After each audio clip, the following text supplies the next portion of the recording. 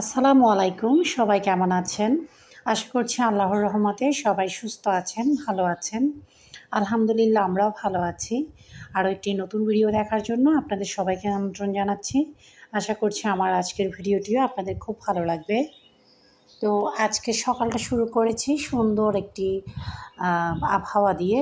তো আজকে সকাল থেকে মেঘ বৃষ্টি কিছুই ছিল না, তবে ঠান্ডা একটা আবহাওয়া ছিল। তো আমার আয়াত সোনা পাখিকে তো স্কুলে দিয়ে আসলাম, মানে পাঠিয়ে দিয়েছি। আজকে আমি নিয়ে যাইনি, নিয়ে গিয়েছিল আজান। তো স্কুলের চারপাশে পরিবেশটা কিন্তু খুবই সুন্দর। হালদা নদীর হালকা ঠান্ডা বাতাস থাকে। আর কাশফুল কি বলবো, কাশফুল যখনই দেখি তখনই মনটা মনে হয় যেন ফ্রেশ হয়ে যায়। তবে এখন প্রায় শেষের দিকে। তো আমার আজানমণি আমার জন্য ভিডিও করে এনেছে একটু, ভাবলাম আপনাদের সাথে একটু শেয়ার করি। আগে যারা ভিডিও দেখেছেন তারাও তো দেখতে পেয়েছেন, আমি বেশ কয়েকটা কাশফুলের ভিডিও আপনার সাথে শেয়ার করেছি। তো চারপাশটা খুব সুন্দর লাগছিল। তো এগুলো তো আমি দেখছিলাম ভিডিওর মাধ্যমে, আর এমনিতেও তো বাচ্চাকে নিয়ে গেলে দেখি, কিন্তু মনটা কিন্তু প্রচণ্ড খারাপ হয়ে আছে। তো আজকের ভিডিওর মাধ্যমে আমি শুধু একটাই আশা করব, আপনারা আমাদের জন্য একটু দোয়া করবেন। তো এখানে মাঠগুলো কিন্তু খনন করা হয়েছিল আরও আগে, প্রায় মাসখানেক আগে। সামনের দিকে মাঠে ধান রোপণ করা হয়েছিল, এরপরেই তো একদম বৃষ্টি বন্যা এক অবস্থা। তারপর দেখা যাচ্ছে সব কিছু নষ্ট হয়ে গিয়েছে। তো এখন নতুন করে আবার ধান রোপণ চলছে। চারিদিকে সবুজ আর সবুজ, এত সুন্দর লাগছিল। তো এদিকে ধান রোপণ চলছে, আর যেহেতু খুব কড়া রোদটা এখনও ওঠেনি, বলতে গেলে রোদ ওঠেনি। তো এরকম আবহাওয়ায় কিন্তু ধান রোপণ করতে একটু ভালো লাগে আর কি, কারণ অনেক রোদটা পিঠের উপর মাথার উপর নিয়ে ধান রোপণ করতে কিন্তু খুবই কষ্ট। কৃষক ভাইরা কিন্তু অনেক কষ্ট করে ধান বা শাকসবজি ফলায়। দেখা যায় কি, আমরা সামান্য এক আঁটি শাক কিনতে গেলেও কিন্তু ১০ টাকা দাম বললে সেখানেও আবার ৫ টাকা দাম করি। কিন্তু এক আঁটি শাক এগুলো ছোটো থেকে বীজ ফেলে মাটিগুলোকে রেডি করে তারপর পানি দিয়ে যত্ন করে সার দিয়ে এগুলোকে বড় করার পেছনে কিন্তু অনেক পরিশ্রম যায়। আমরা মাত্র ১০-১৫ টাকা দিয়ে কিন্তু এক আঁটি শাক পেয়ে যাই। যেহেতু আমি নিজে ছাদ বাগান করছি, আমি জানি কতটা কষ্ট হয়। তো কিছুটা হলেও উপলব্ধি করতে পারি আর কি। তো অনেক কথা বলে ফেললাম, এগুলো কম বেশি তো আপনারা জানেন। তারপরেও চোখে পড়লে কিন্তু চলেই আসে মুখে। তো আরও কিছু কাজ করে নিলাম আজকে, একদম সকাল থেকেই পুরোদমে কাজই করেছি। তো এখন রান্নাঘরে যে প্রিপারেশনটা নিচ্ছি সেটা হচ্ছে বিরিয়ানি রান্না করব। এখানে ৩ কেজি চাল আমি ধুয়ে নিচ্ছি। সিদ্ধ চাল যেহেতু, তো সিদ্ধ চালটা ৩০ থেকে ৩০ মিনিট কি ১ ঘন্টা আগে যদি ভিজিয়ে রাখা যায় তো ভালো। তো ভিজিয়ে রাখতে না পারলে ভাতটা ফুটতে একটু সময় বেশি লাগে। তো আমি এটা সেজন্য ভালো করে ধুয়ে একটু পানিতে ভিজিয়ে রাখবো। আর এই কাজগুলো করার সময় আয়াত সোনা আমার পাশে ছিল না, ওকে খুব মিস করছিলাম।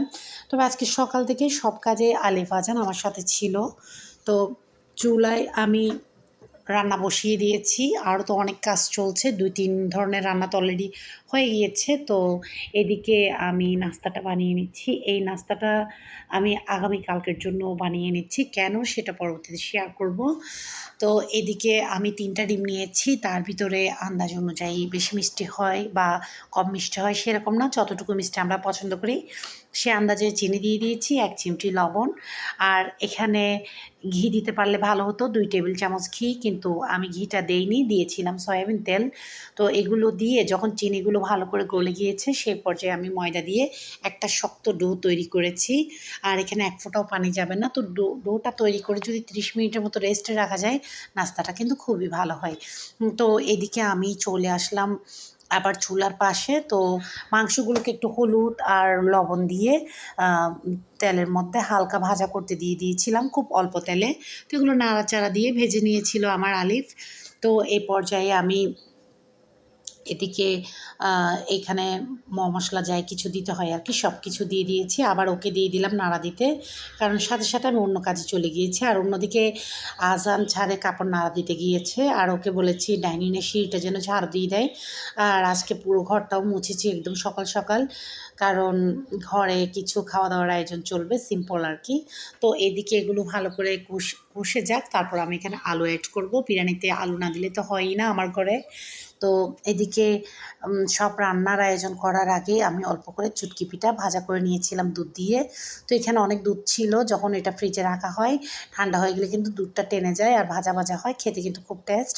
তো বাচ্চারা খুব হালকা নাস্তা খেয়েছিল সকালে, সেজন্য এর পরপরই আমি চুটকিটা রান্না করে ফ্রিজে রেখে দিয়েছি।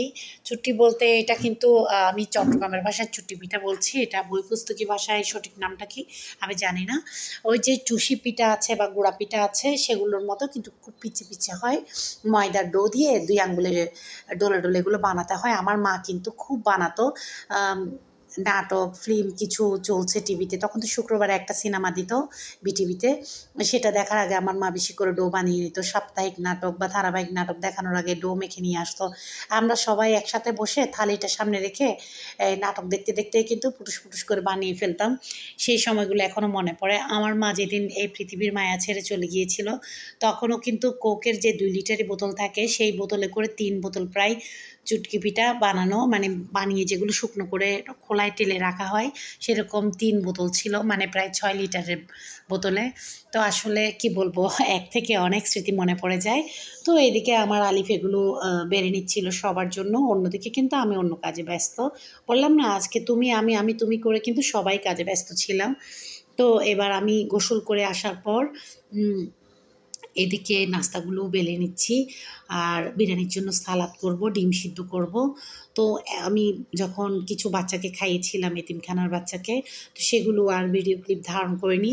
মনে ফুর্তি নেই, এত কিছু ভিডিও করা হয়নি, এগুলো রাখা হিসেবে রাখা। এগুলো আমি করিনি, ট্রাইপডে মোবাইল আজকে লাগানোই হয়নি। আজান কিছুক্ষণ করছিল, কিছুক্ষণ আলিফ, আর আয়াত স্কুল থেকে আসার পর আয়াত, এমনই। আর বেশিরভাগ ভিডিও কিন্তু আলিফ মনে করেই করিয়েছে। ও বলছিল আম্মু এই সিনটা একটু রাখি, এরকমই। আমি কোনো একটা সিনে ওদেরকে বলিনি যে আজকে ভিডিও করো। আমার মনটা পড়ে আছে সেই ইন্ডিয়ার ব্যাঙ্গালোরে আমার মনটা পড়ে আছে হসপিটালের সিটে। তো আল্লাহ তাআলা সবাইকে ভালো রাখুক, এটা দোয়া করি। তো যারা আমার ভিডিওটা দেখছেন এখনও ছোট একটা লাইক দিতে ভুলে আছেন, আপনাদের উদ্দেশ্যে বলছি প্লিজ আমার ভিডিওটা যদি এতটুকু আপনাদের মনকে ছুঁয়ে যায়, ছোট্ট একটা লাইক দিয়ে ভিডিওটা কন্টিনিউ করবেন। আপনাদের ছোট একটা লাইক আমার ভিডিওর জন্য অনেকটুকু মাইনে রাখে। আপনাদের ছোট একটা লাইক আমার এই ভিডিওটাকে আপনাদের মতো অসংখ্য আপু ভাইয়ের কাছে পৌঁছে দিবে, আর আমাকে হয়তোবা হাঁটি হাঁটি পা পা করে আমার গন্তব্যে পৌঁছে দিবে। এক একটা ভিডিও বানাতে কিন্তু অনেক প্যারা হয়, অনেক কষ্ট। তবুও আমি আমার একটা ছোট্ট শখ হিসেবে এই ভিডিওগুলো বানাই। আপনাদের ছোট্ট একটা লাইক আমাকে যে কতটা আনন্দ দেয় সেটা আমি বলে বোঝানোর কোনো ভাষা নেই।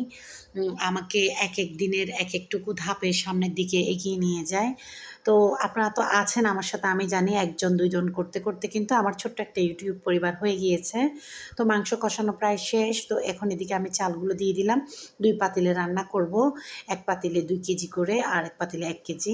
তো 3 কেজি রান্না করব। শুধু তো আর চাল না, চালের পাশাপাশি তো মাংস, আলু আর মশলা সব কিছুই যাচ্ছে। তো সেজন্য 2 পাতিলে রান্না করব। তো এখন এদিকে আমি নাস্তাগুলো ভেজে নিয়েছি। এই নাস্তাগুলো বানিয়ে 2 মাস কিন্তু এয়ারটাইট বক্সে করে রেখে দেওয়া যায়। একদম টাটকা বানানোর মতো থাকে। আমার হাসব্যান্ড একটা সময় প্রবাসী ছিল। তো তখন ওর জন্য আমি 8 ডিমের বা 10 ডিমের নাস্তা বানিয়ে পাঠাতাম। আমার ছোটো ভাইয়ের জন্য পাঠাতাম। আমার ছোটো ভাই খুব পছন্দ করত। তো এগুলো বিদেশে পাঠানোর জন্য একদম পারফেক্ট নাস্তা। তো এগুলো চাপ খেলেও সহজে ভাঙে না, আর বিভিন্ন ডিজাইনের বানানো হয়। আজকে তো আমি তাড়াহুড়োর কারণে খুব সিম্পলভাবে বানিয়ে রেখেছি। এগুলো খাওয়া হবে আগামীকালকে। আগামীকালকে কেন খাওয়া হবে, আগামীকালকে কী আয়োজন, ইনশাল্লাহ আপনাদের সাথে আমি শেয়ার করব।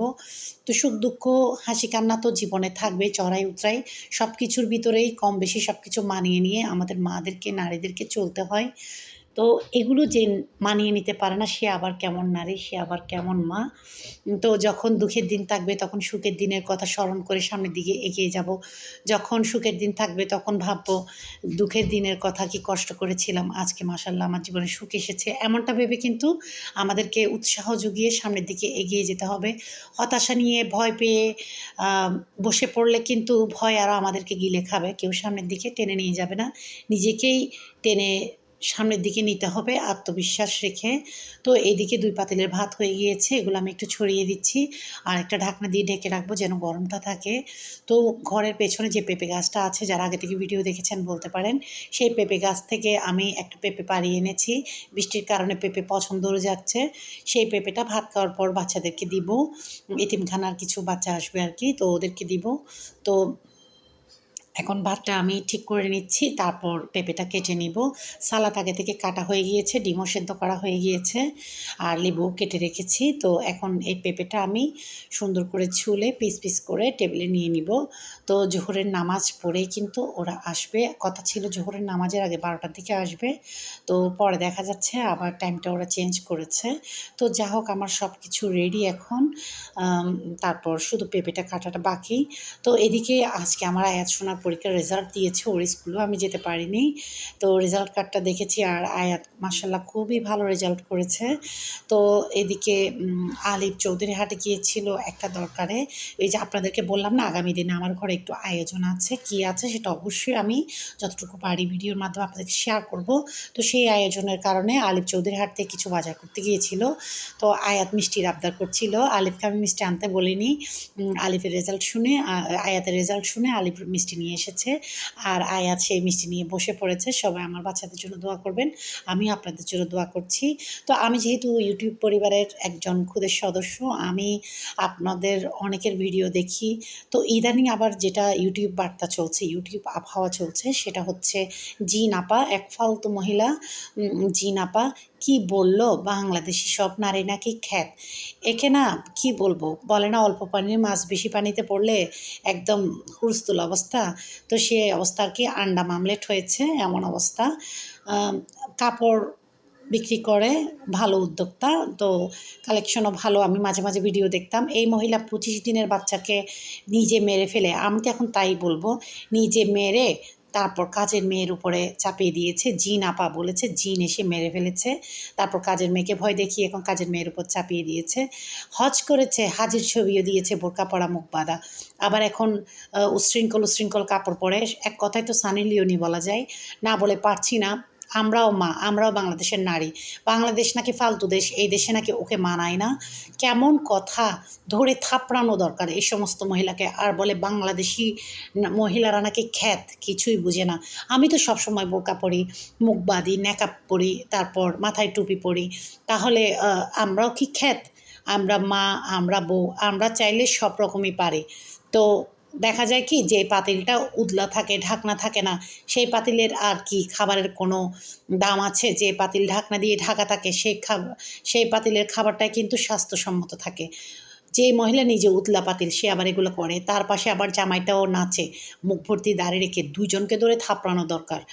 আর বলে কি না বাংলাদেশ একটা ফালতু দেশ, চোরের দেশ। এগুলোকে কি করা উচিত? এই বাংলাদেশেই তো তুই কাপড় বিক্রি করে আজকে তুই 2টা টাকার মুখ দেখেছিস, খুনি জিন, আর তুই এসব কথা বলিস।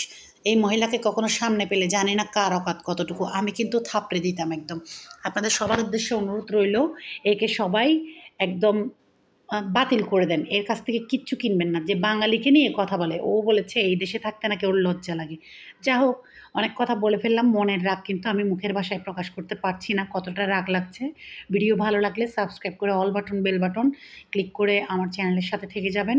আজকের জন্য এতটুকুই, সবাই ভালো থাকবেন, আল্লাহ হাফেজ।